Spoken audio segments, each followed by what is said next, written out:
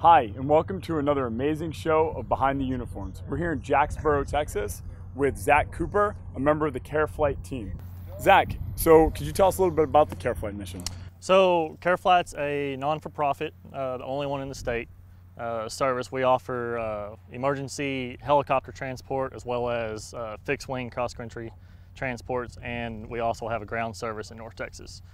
Right, so I see that you're a paramedic. Can you tell us a little bit about, how did you decide to go into a career of service? Talk about the path, what led you there, Yeah. So you're right, I'm a paramedic. I'm a FPC certified, which is flight paramedic. Great. CareFlight requires quite a bit of training before you can even apply.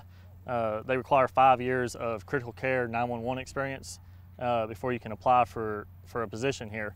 My background, I come from all the way started from a volunteer fire department, and I've been with that for 16 years as well as a paramedic for 12 years.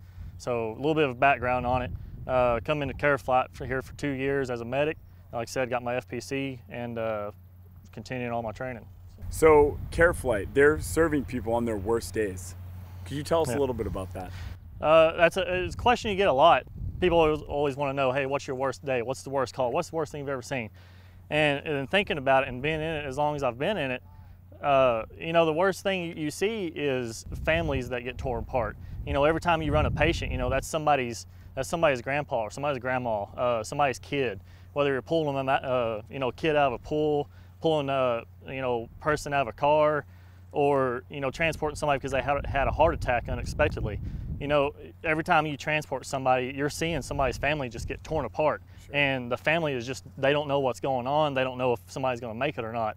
And when you get done with your call and you start thinking about that, it just makes every day, you could possibly have a bad day. Yeah. So, but that's why we're there. We're there to help them. We're there to make that bad day as good as we can. Great. That's incredible. You guys do an incredible job. So talking about those bad days, you don't have to talk about this, but how do you deal with that, seeing that day after day, dealing with the families? That's sometimes it can get tough, but I rely on all my coworkers, my family back at home. I mean, they know what I do, but really it's the team that we work with. It's the whole company together. We all bounce off of each other, and as soon as we get done with the flight, or we're talking with our partner, sure. We're saying, hey, are you good with this? Are you okay with this? And we work together. If it needs something more than that, we have resources we can fall back on to take care of what we need mentally and physically for the job. Yeah, I've gotten to meet a lot of your other coworkers, and it does seem like you guys really have an amazing team. Yeah. It's awesome. Sounds like a great company to work for. So we've talked about the bad. Do you want to talk about a little bit of the good?